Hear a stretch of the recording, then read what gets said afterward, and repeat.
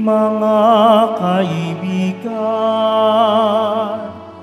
alam na ninyo na ang tanan na mula sa amang mahal. Alleluia, Alleluia,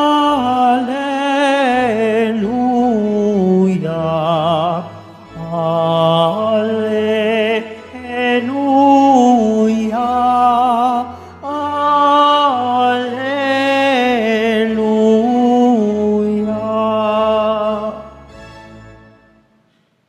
Sumainyo ang Panginoon. At sumaiyo rin. Ang mabuting balita ng Panginoon ayon kay San Juan. Papuri sa iyo, Panginoon. Noong panong iyon, sinabi ni Jesus sa kanyang mga alagad, "Ito ang aking utos, mag-ibigan kayo gaya ng pag-ibig ko sa inyo. Walang pag-ibig na hihigit pa sa pag-ibig ng isang taong nag-aalay ng kanyang buhay para sa kanyang mga kaibigan. Kung kayo'y mga kaibigan ko, kung tinutupad ninyo ang utos ko, hindi na kayo inaaring alipin, sapagkat hindi alam ng alipin ang ginagawa ng kanyang Panginoon. Sa halip, inaari ko kayo mga kaibigan, sapagkat sinabi ko na sa inyo ang lahat ng narinig ko sa aking Ama. Hindi kayo ang pumili sa akin. Ako ang pumili at humirang sa inyo, upang kayo'y humayo at mamunga, at manatili ang inyong bunga. Sa gayon, ang anumang hingin ninyo sa Ama sa aking pangalan, ay ipagkakaloob sa inyo. Ito ang iniutos ko sa inyo, mag-ibigan kayo." Ang mabuting balita ng Panginoon. Pinupuri ka namin, Panginoong Hesukristo. Magsipon mo na ang lahat. Sa araw na ito, araw ng Biyernes, at para sa atin, bilang mga deboto na mahal na pong Jesus Nazareno, ito ay espesyal para sa atin. Dahil ang araw ng Biyernes ay araw ng debosyon natin sa mahal na pong Jesus Nazareno. Kaya bigyan natin ng parangal at papuri ang mahal na poong Jesus Nazareno.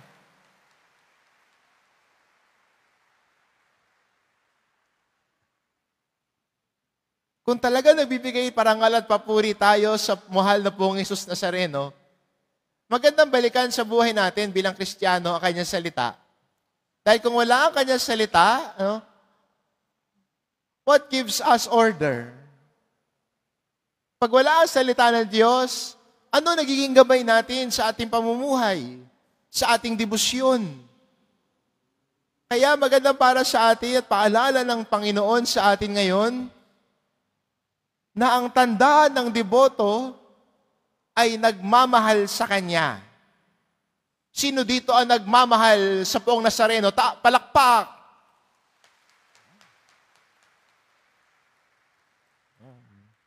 Mukhang malakas mas malakas At totoo nga naman, anong nagdadala sa atin dito sa Quiapo tuwing Biyernes ay namamanata dahil sa pag-ibig natin sa Kanya. At mula sa pag-ibig na yon, maganda na sana kung babalikan natin ang ating ebanghelyo, sinasabi ni Jesus, ang umiibig sa akin ay anong ginagawa? Tinutupad ang aking mga utos. Kaya sana, hindi lang sa pagpapahayag, hindi lang sa lakas ng palakpak ang ating pagpapahayag ng pagmamahal, kundi sa puso natin, ipinapahayag natin ang pagmamahal natin sa Nazareno sa pamamagitan ng ating pagsunod sa Kanyang mga utos. Yan ang tunay na nagmamahal kay Jesus. Sinusunod ang Kanyang mga utos. Nakikinig sa utos ng Diyos, sumusunod sa halimbawa niya. At sinabi ni Jesus, walang higit na pag-ibig kaysa ialay ang sarili para sa kanya, mga kaibigan. Kaya ang pagmamahal ho, hindi nakasentro sa sarili. Ang direksyon ng pagmamahal ay hindi ako. Kung gano'n ang iniisip mo, sarili, may tawag ho tayo diyan. No, makasarili. No? Dahil ang prioridad niya, ako. May isa akong professor, sabi ho niya, mining industry. Minero. Bakit ho naging minero? Kasi siya ay nagtatrabaho sa isang mining industry. Puro mine.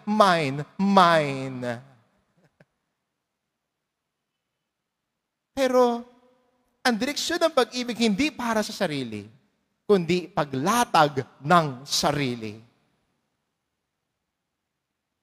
Hindi ba gano'n naman ang tao nagmamahal?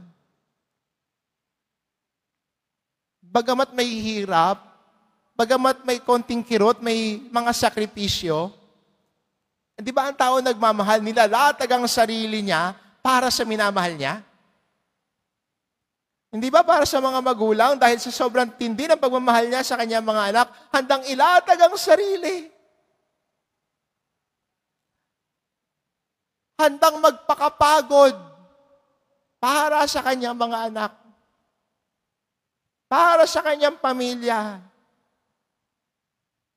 Okay lang sa kanya na pag lumabas siya ng bahay, fresh na siya. Makikipagsagupaan sa pag-commute at pagdating sa opisina, hulas na. Okay lang sa kanya yon. Bakit? Kasi, bagamat mahirap, bagamat may sakripisyo, pero dahil nagmamahal, nilalatag ang sarili. At sana, bilang mga Kristiyano, yun din sana ang mangibabaw sa buhay natin. Nilalatag ang sarili sa pagsunod sa Diyos. Nilalatag ang sarili at hindi nagmamataas. Kaya kung tignan ninyo ang disposisyon ng unang Kristiyano, noong sinabi ng mga apostol sa kabila ng pagtatalo nila, kung babalikan natin ang unang pagbasa natin at babacktrack ninyo ng mga nakaraang 2 araw, pinagtatalunan ng mga unang Kristiyano kung ang mga hintil na naging Kristiyano ay kailangan daw tuliin. Sino ang nagsasabi nun? Yung mga Pariseo na naging Kristiyano. Dahil ang kanilang tinuturo ay ang turo ni Moises. Na kung babalikan natin sa Genesis, na para sa mga Hudyo, ang tanda at larawan ng pagtutuli ay pakikipagtipan ng Diyos kay Abraham. At ngayon yun yung gusto nilang i-impose sa mga hintil na naging Kristiyano. At nung sinabi ng mga apostol, hindi na. Naayos nila yung pakikipagtalo nila sa bawat isa. Ang narinig natin sa ating unang pagbasa, doon na lang natin sila ituon sa mas importante. Ang pagsamba sa Diyos, ang pagsunod sa Kanyang aral at utos. Pinagnilayan nila, pinagdasalan nila. At paano tinanggap ng mga Kristiyano? Sila ay napuno ng tuwa. Nung pinahayag sa kanila, ganito ang gagawin na natin. Sila ay napuno ng tuwa. Sana tayo rin, Pag ang may simbahan ay nagpapahayag ng kanyang turo, sana tinatanggap natin ng tuwa. Hindi nagbubulong-bulungan. May gumagawa nun. Nagbubulong-bulungan, balikan natin ang Ebanghelyo. Pag hindi tinatanggap ang mga turo ni Jesus, anong ginagawa ng mga Pariseo? Nagbubulong-bulungan. At ang turo ng simbahan ay pagninilay mula sa salita ng Diyos na siyang gabay natin, na siyang sinusundan natin. Bakit? Dahil nagmamahal tayo sa Diyos. Kaya ang tao nagmamahal sa Diyos, sumusunod sa mga aral at turo ni Jesus. Kaya nga, matanong ko ulit, sino sa inyo nagmamahal sa Diyos? Pumalakpak nga.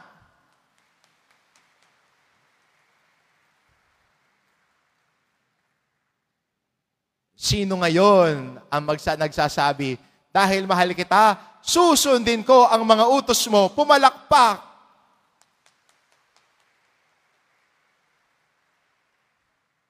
Bakit parang humina? May nagdadalawang isip ba? Sana yung pagmamahal natin sa Diyos, no? Hindi lang sa salita, hindi lang sa pagpapakitang gilas, hindi lang para sa makunan ng litrato, kundi ang taimtim na pagtugon at pagsunod sa utos ng Diyos.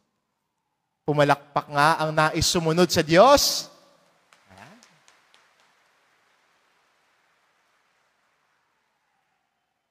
Dahil minamahal natin siya, sinusundan natin siya, ang aral at turo niya, ang gabay natin sa buhay. Yan ang taong nagmamahal ng tunay sa Diyos. Kaya sana sa debosyon natin, hindi lang ito panlabas na gawain, hindi ito lamang yung nakasanayan natin, kundi ginagawa natin ang lahat ng ito dahil nagmamahal tayo kay Jesus. Amen.